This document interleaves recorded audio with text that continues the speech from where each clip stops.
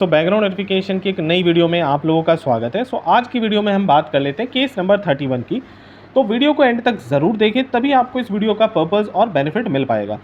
Video को start करने से पहले मैं ये कहना चाहूँगा कि आप में से बहुत सारे लोग ऐसे हैं जो बैकग्राउंड वेरिफिकेशन की किसी न किसी प्रॉब्लम में फंसे हुए हैं। कोई सजेशन चाहिए, कोई गाइडेंस चाहिए, तो मैंने स्क्रीन पर अपना नंबर डाला हुआ है। आप लोग मुझे व्हाट्सअप करके पेड कॉल करके बात कर सकते हैं। तो चलिए स्टार्ट करते हैं। तो आज का केस काफ़ी सिंपल है, तो इसको थोड़ा सा हम ईजी वे में समझते हैं। अभी रिसेंटली लास्ट वीक मेरे पास कॉल आया, तो जो कैंडिडेट है उसका प्रॉब्लम क्या था कि उसने ग्रेजुएशन कंप्लीट किया और उसके बाद उसने 1 ईयर काम किया। जहाँ पे उस 1 साल उसने काम किया, वहाँ पे उसका सैलरी स्लिप में सैलरी डिफरेंट था और एक्सपीरियंस लेटर में 10,000 ज़्यादा प्रिंट कर दिया। नॉर्मली एक्सपीरियंस लेटर पे सैलरी प्रिंट नहीं की जाती है या लिखी नहीं जाती है, बट उस एम्प्लॉयर ने गलती कर दी थी क्योंकि उनकी पे स्लिप में सैलरी थी 40,000 और उनकी जो एक्सपीरियंस लेटर थी उस पर सैलरी थी उनकी आई थिंक 48 या 47,000। ये तो 7-8 हज़ार का डिफरेंस था। तो अब इसमें प्रॉब्लम ये आई, अब इन्होंने MBA कर लिया। अब इन्होंने इस कंपनी को अपने रिज्यूमे में दिखाया हुआ था। तो रिसेंटली जब वो पास आउट हुए, तो एक कंपनी में जब उन्होंने इंटरव्यू दिया, उस कंपनी को उन्होंने मेंशन कर दिया। उनको लगा कि इस कंपनी को मेंशन करने से उनको एडवांटेज मिलेगा या कुछ रोल में, कुछ सैलरी में कुछ हाइक मिलेगा। ऑब्वियस सी बात है, अगर हम सभी ने कोई ना कोई काम किया हो कहीं पे, तो हम कोशिश यही करते हैं कि हम उसका एडवांटेज तो लें, क्योंकि हमने भी वहाँ पे टाइम स्पेंड किया है।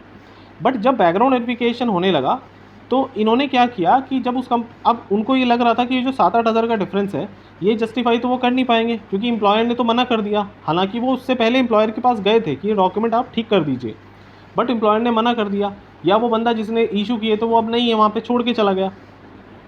तो ये भी एक ध्यान करने वाली बात है कि जब भी आप किसी कंपनी से जॉब छोड़ें, वहाँ पे जो भी डॉक्यूमेंट्स मिल रहे हैं तो प्लीज़ एक बार केयरफुली उनको चेक कर लें, जिससे आगे चल के आपको कोई प्रॉब्लम ना आए। तो उसके बाद क्या हुआ कि अब इन्होंने ये डर में इन्होंने क्या किया, एक्सपीरियंस लेटर में सैलरी एडिट कर दी। अब जब भी आप कोई डॉक्यूमेंट एडिट करते हो और आप कहीं सबमिट करते हो, तो सीधी सी बात है, जो ये काम रोज़ करता है, जो एक्सपर्ट बंदा है, BGV करते हैं या जो लोग रोज़ सैलरी स्लिप या एक्सपीरियंस लेटर देखते हैं, अगर कोई बंदा उसमें एडिट करने की कोशिश करता है तो उनको समझ में आ जाता है, वो ईजिली पकड़ भी लेते हैं, उसको पता चल जाता है। तो अब जब उन्होंने ये किया तो उनको बाद में रियलाइज़ हुआ कि यार मैंने एक्सपीरियंस लेटर में जो सैलरी डिफरेंस था वो एडिट करके दे दिया। अब तो यहाँ पे भाई मैं फँस जाऊँगा, मैं पकड़ा जाऊँगा, अब तो मैं टर्मिनेट हो जाऊँगा। लेकिन अब ये भी एक बड़ी प्रॉब्लम है कि अगर कोई बंदा फ्रेशर बंदा है, फ्रेशर क्या कहें, 1 साल का एक्सपीरियंस भी उनको था, बट एज ए MBA वो फ्रेशर ही कंसिडर करेंगे। तो अगर उस केस में टर्मिनेट होते हैं तो लाइफ लॉन्ग उसका जस्टिफिकेशन वो कहाँ से देंगे, क्योंकि उसके बाद तो जॉब तो करनी ही पड़ेगी, ऑब्वियस सी बात है, बट एक धब्बा लग जाता है। तो उन्होंने क्या किया, बैकग्राउंड वेरिफिकेशन जैसे स्टार्ट हुआ, कंपनी में रिज़ाइन किया, क्योंकि उनको रियलाइज़ हुआ उन्होंने गलती की थी, रिज़ाइन किया और जॉब छोड़ दी। बट अच्छी बात ये रही, ना तो उनका PF क्रिएट हुआ उस कंपनी में, ना ही उस कंपनी में वो टर्मिनेट हुए, ना उनका कोई बैकग्राउंड चेक इनिशिएट हुआ, क्योंकि उन्होंने उस प्रीवियस एम्प्लॉयर से भी चेक कर लिया था। तो ये बहुत अच्छा रहा और उन्होंने जॉब छोड़ दिया और उसके बाद अभी वो दूसरी कंपनीज़ में अप्लाई किया। लेकिन इन कंपनीज़ में भी उन्होंने गलती क्या की, अपने रिज्यूमे में उन लास्ट कंपनी को मेंशन कर दिया, क्योंकि लास्ट कंपनी में PF नहीं करता था, तो अब इसको मेंशन करना है नहीं करना वो इनकी मर्ज़ी है। हालांकि वो फॉर्म 16 या फॉर्म 26A से पता चल जाता है, बट अगर किसी को नहीं दिखाना तो नहीं दिखाना, ठीक है। अब इन्होंने क्या किया, उस कंपनी का एक्सपीरियंस रिज्यूमे में भी दिखा दिया। अब इनको फिर से ये डर लगने लगा कि भाई अगर मैं किसी नेक्स्ट कंपनी में जाऊँगा तो फिर वो उसके डॉक्यूमेंट्स मांगेंगे, फिर सैलरी डिफरेंस होगा तो उनको फिर से शक होगा। तो मैंने उनको यही कहा कि भाई अगर आपने किसी कंपनी में दिखा दिया है तो आप जो भी आपके पास जेन्युइन डॉक्यूमेंट है, चाहे वो गलत भी बने हुए हैं किसी कंपनी से, आप वो ही दो। अगर उसका कोई जस्टिफिकेशन है, कोई, वो तो जब वेरिफिकेशन होगी वो एम्प्लॉय कह ही देगा ना कि हमारे से गलती से एरर हो गई थी, या वो कहेंगे भाई ऑल डॉक्यूमेंट्स आर जेन्युइन। तो आप बता सकते हो, क्योंकि एम्प्लॉयर तो उनको ये भी बोल रहा था कि आप बोल दो कि भाई 10,000 रुपये हम सैलरी आपको कैश में देते थे, बाकी 40,000 देते थे। हालांकि ये कोई जस्टिफिकेशन नहीं है, ये गलत तरीका है।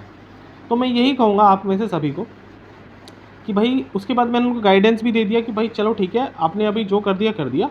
अगर आप किसी नेक्स्ट कंपनी में जाते तो आप बोल देना कि भाई मैं वहाँ पे as a part time teacher था, मेरे पास डॉक्यूमेंटेशन नहीं है, और अगर आप चाहें तो मैं आपको वहाँ का ऑफर लेटर वगैरह जो डिटेल्स है मेरे पास मैं दे सकता हूँ, आप वेरिफिकेशन करना चाहें तो कर लीजिए, बट मेरे पास ये डॉक्यूमेंट्स नहीं है। तो आप मतलब ये है कि नेक्स्ट टाइम जब भी किसी कंपनी में अप्लाई करें तो वो वाला एक्सपीरियंस हटा दो, क्योंकि उसमें PF नहीं कटता था। तो इस स्टोरी से हमें सीख यही मिलती है कि कभी भी आप अगर कोई काम, पहली बात तो डॉक्यूमेंट्स एडिट नहीं करने, फेक डॉक्यूमेंट्स बनाने ही नहीं है। और अगर आपको लग भी रहा है कि भाई कोई ऐसा एक्सपीरियंस है जिसके डॉक्यूमेंट आपको फेक बनाने पड़ेंगे, इससे अच्छा तो आप एक्सपीरियंस CV से हटा दो, अगर उसमें PF नहीं कटता है तो। अगर वहाँ पीएफ कटता है तो उसको दिखा दो, और अगर डॉक्यूमेंट जैसे भी हैं ख़राब हैं, जैसे भी एम्प्लॉयर ने इशू किए वही सबमिट करें, क्योंकि वेरिफिकेशन उसके बेसिस पे ही होगी। और जिसके बेसिस पे वेरिफिकेशन होती है, गलत होंगे तब भी एम्प्लॉयर ओके बोलेगा, सही होंगे तब भी ओके बोलेगा, तो बैकग्राउंड वेरिफिकेशन आपका ग्रीन ही रहेगा। गलत इन द सेंस ये नहीं कि अगर उन्होंने गलत इशू किया है तो वो बोलेंगे कि हमारे से गलत इशू हुआ है, इसमें कुछ एरर है, बट हाँ डॉक्यूमेंट सही है, बंदा काम करता था, इसका ये सैलरी करेक्ट है। उससे ये बेनिफिट हुआ कि आप ट्रस्ट गेन करते हो एम्प्लॉयर का। और सीधी सी बात है कि अगर आप कहीं जॉब करने जा रहे हो तो आप काम में ध्यान दोगे, ना कि अपने बैकग्राउंड वेरिफिकेशन के चक्कर में लगे रहोगे। क्योंकि ऑब्वियस सी बात है कि अगर मैं किसी ऑफिस में काम कर रहा हूँ तो मैं पूरा टाइम इन बैकग्राउंड वेरिफिकेशन के चक्करों में थोड़ी लगूंगा। मैं तो पैसे कमाने आया हूँ, मेरे को तो सैलरी चाहिए, मैं काम करने आया हूँ। तो यही चीज़ है। बट आजकल बैकग्राउंड वेरिफिकेशन एक बहुत बड़ा फोबिया भी हो गया है, और एक कुछ एम्प्लॉयर भी हैं जो एम्प्लॉयज़ को बैकग्राउंड के चक्कर में कुछ ज़्यादा ही ग्रिल करती हैं, जो सही तरीका नहीं है। हालांकि आजकल बैकग्राउंड वेरिफिकेशन एलिमिनेशन का एक तरीका हो गया है, या एक जॉब का एक क्राइटेरिया बन गया है। तो इसीलिए बहुत सारे लोग ऐसे हैं जिनके पास डॉक्यूमेंटेशन नहीं है बट एक्सपीरियंस है, या किसी स्टार्टअप में काम करते हैं, उनके लिए तो एक प्रॉब्लमेटिक है। तो अगर आप में से किसी को भी 1-to-1 कोई गाइडेंस चाहिए तो मैंने स्क्रीन पे नंबर अपना डाला हुआ है, ठीक है। एंड आई होप इस वीडियो से आपको हेल्प मिलेगी, और best of luck and thank you so much and thank you.